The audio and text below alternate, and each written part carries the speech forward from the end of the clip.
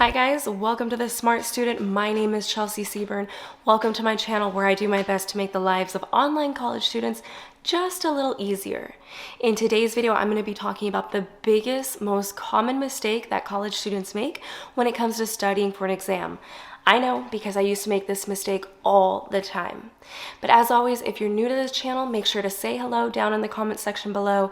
Let me know where you're from. Let me know what you're studying. And of course, let me know what your biggest struggle in. Your answers help me out tremendously when it comes to creating the most useful and helpful content for you guys. But anyways, go ahead and hit that like button, subscribe, and let's go ahead and get started. Let's start with a question. How many of you dread taking exams? Oh yeah, I imagine that everyone watching just shook their head yes in unison. But now, let me ask you this. How many of you dread the long study sessions that come before your exams even more? You see, now we're getting somewhere. Personally, I know I did. I hated taking exams because I knew that meant I would have to spend hours and hours aimlessly studying a bunch of my course material in the hopes that enough of it would stick so I could score high enough to pass my exam. Maybe even get an A here and there if I was lucky. Matter of fact, check this out. So this is one of my old notebooks from when I first started my bachelor's degree online. I used to rewrite my notes over and over again, or my PowerPoint slides, or my vocabulary cards, whatever course material I was trying to study, I would sit down and drill it by just rewriting them over and over again. Why would I do this? Well, I was trying to grasp the material I was learning through repetition. In other words, I was trying to memorize the course material, thinking that that was the way I would learn it. My hand would hurt, my head would hurt, my entire body. I would just hurt after these long study sessions of me just rewriting and rewriting, trying to memorize. So I resented taking exams because the study sessions were so brutal. How many of you can relate to that? So my question for me was, were my study sessions brutal, or was I making them brutal? Because I never stopped to question the way I was doing things. And to clarify real quick, the physical act of writing wasn't the problem. Matter of fact, it's a known fact that when you write something down, it's more likely to stick than whether you were to type it out. So the physical act of writing wasn't the problem. The problem was that I was rewriting the same thing over and over again. So you see, in high school, we learn memorization as an effective study tool because most of our exams in high school are based off vocabulary words or concepts that are taken verbatim from the textbook. So yeah, if you could sit down and memorize your study guide, you would most likely pass your test. Cool. And as soon as that test was gone, so was that information. Am I right? The problem is when you enter into college, especially when you get into the concentration of your degree, memorization tactics as your main study method, they become obsolete. They're no longer as effective. So if I can make one big sweeping declaration about studying, if I could give one thing to all college students when they're first starting out, it would be this. Memorization is not an effective nor efficient study method. Simple as that. But let me explain.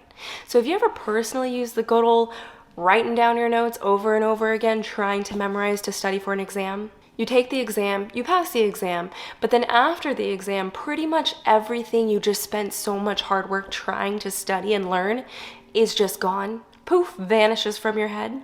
Well, to explain this plainly, memories fade, knowledge sticks. This is why it's sometimes hard to recall a memory, but you never really forget how to ride a bike. It's because the bike, you learned how to ride. You understand it.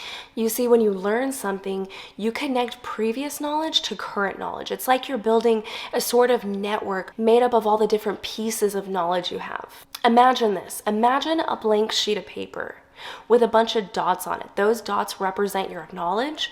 When you learn something new, you're connecting lines between those dots. You might add a few new dots here and there, but they're connected to those dots that were already on the page, which makes them stick. When you memorize, you're not connecting the dots. You're just aimlessly plotting them on the blank sheet of paper. As soon as you don't need them anymore, they fade away. This is why things you memorize for an exam vanishes after the exam. There's nothing holding them in your mind. Now, for any of you thinking, well, I passed my exam, so it did work. I memorized, I passed the exam, so who cares? It worked. By the way, if you were thinking that, you're not alone. Many people think that. I used to think that. But this brings me to my first point, and that is the material in your courses build off each other. So let's say you take accounting first. Later, when you take finance, your understanding of accounting is seriously going to matter. Your understanding of marketing will matter when you take a sales course. Your understanding of anatomy is going to matter when you take med-surg later. You might have a standalone course here and there where the material is independent, but for the most part, in your degree, it's all relative. It all builds off of each other. To demonstrate this for you, I'm going to share my personal experience with it. So by the time I made it to the end of my master's degree, I did very little studying for exams, and I always passed with flying colors. Now that probably sounds insane and crazy to you, but yeah, with each course I took, my study sessions became smaller and smaller, less painful. And the reason is because I received my bachelor's in business management, and my master's was in business as well, with a concentration in entrepreneurship. So by the end of my master's, a lot of my courses were heavily weighted in sales. At that point as a college student, I'd already taken marketing twice, once in undergrad, once in grad, and that's really close to sales.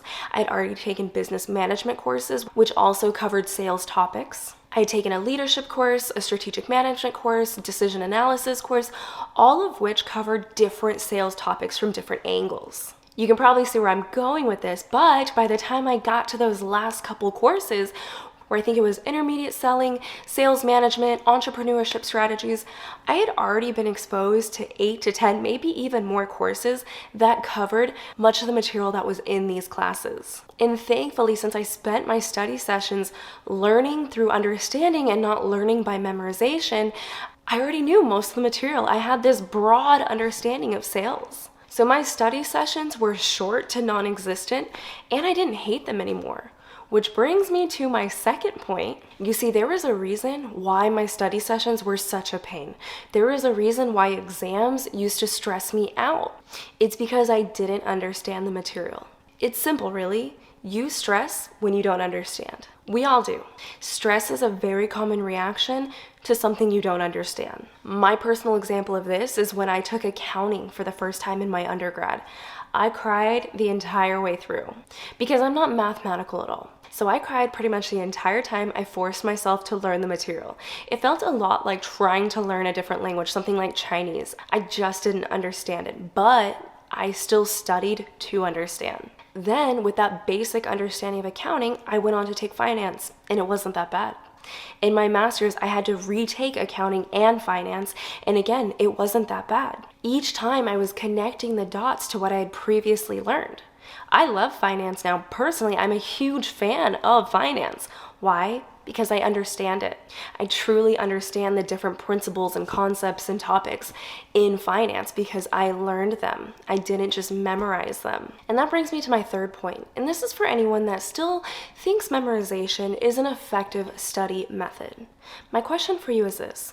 What if memorization seems like the better way to study because that's how you're used to doing it? And as we all probably know, just because you're used to doing something a certain way doesn't mean it's the best way. Honestly, anyone who is used to cramming in their course material last minute, using memorization, repetition, study tactics, it's hard to make the transition to learning through understanding. And the reason it's so difficult is because it requires you to change a habit. In my opinion, those study tactics where you sit down and drill your course material over and over and over again is a form of procrastination. There, I said it. Now let me explain. So when you sit down and you rewrite your notes, it feels like you're doing something. Technically, you are doing something. So you get that hit of instant gratification because you're working. I mean, you feel like you're studying, so you feel good about it, right? Well, how many of you can relate to doing all of these little unnecessary tasks when you should be studying? For example, I used to dread my study sessions, and so because I didn't want to study, I would procrastinate by doing all these little chores around my house. It's like I didn't want to do my homework, and that's when I would remember, oh, there's dishes to do, or there's laundry to be folded. It's like when you sit down to write a paper that you don't want to do, and your mind is just like, oh, time to sweep the floor. This is because when your mind perceives something as difficult, it procrastinates by doing something less difficult. Me, I would procrastinate by actually learning my course material by rewriting my notes. It felt like I was doing something which was satisfying, but in reality, I was just allowing my brain to check out rather than putting in the hard work to understand something new. Memorization really doesn't require complex thinking or reasoning, but just like any other habit or skill, complex thinking and reasoning are things you can learn how to do and get better at.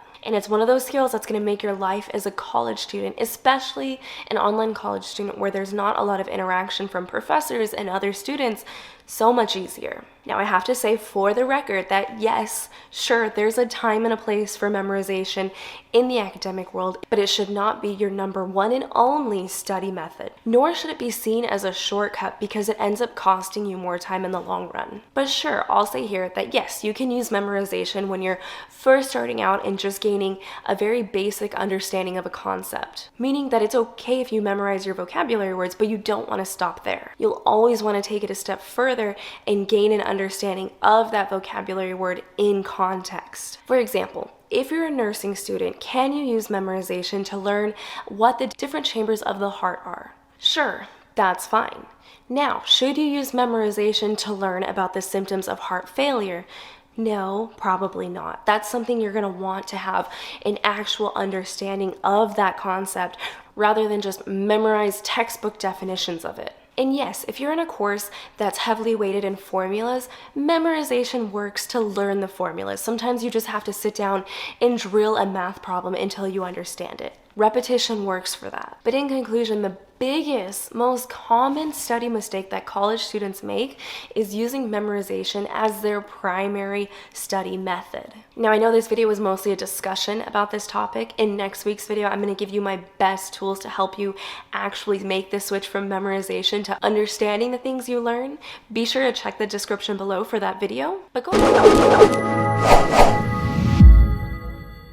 What's worked for you, what hasn't, what you thought of this